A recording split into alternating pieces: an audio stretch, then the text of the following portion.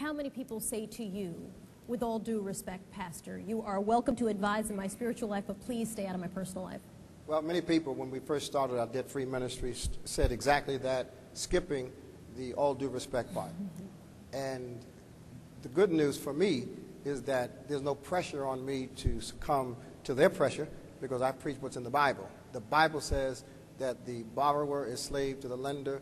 The Bible says before you build, count the cost. The Bible says your treasure will be where your heart is. And so since I have God's book as my backup, then I invite people to be angry at the word and not at me. Do you have those same conversations with your parishioners? I think you absolutely have to. When you begin to understand that other issues like domestic violence, spousal abuse, depression, many other things are attributed to economic problems. If you're really going to service a parishioner and seek to enhance their overall lifestyle, you have to really get down to some of the root causes of what the Bible would call discipleship. It goes beyond salvation. It teaches people how to live day by day. Lynette and Carl Fields really struggling to the point where they have almost bottomed out. And when I asked her, so, give me the order in which you pay your bills. Tell me about your bills. She said, first thing, 10%, I tithe. And I literally nearly fell out of my chair. I was stunned that she's doing that. Well, on one level, we pay 15% tips in restaurants when the waiter simply brings the food. There are people who have God as a priority. They're grateful to God for what they have, and tithing represents that kind of relationship.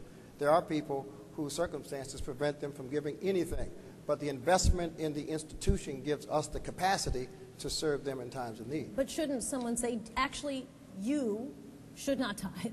You should hang on to that 10% and use that money to pay your electric bill because you're struggling, or pay your mortgage, which you're having a hard time reaching. You would think that, but the odd thing, when you really start looking at financial advisors, not just the sacred ones, but the secular ones, also advise that 10% should be set aside for charitable causes and things like that. Surely we understand that people who are in crisis, there are many times that they do not provide those services, the giving to the church like they should. But through those who do, we are able to continue to do what we do. And it's important to understand you don't discriminate and say, well, I'm not going to help you because you're not a tither, or you can't listen to the sermon because you don't tithe. But somebody has to pay the electric bill and the water bill and whatnot for the church and the staff, or the church goes down too. Us going down doesn't keep them up. Have you seen a big pushback? Are people not paying their tithes now? Well, the economic recession has caused people to give less. Our special funds, our scholarship fund. But I'll tell you the one fund in our church, Bishop, that has not suffered, and that is our benevolent fund. People are still giving to the fund that we use to help people pay their rent and buy food for their children. That's the one fund in our church that has not gone down.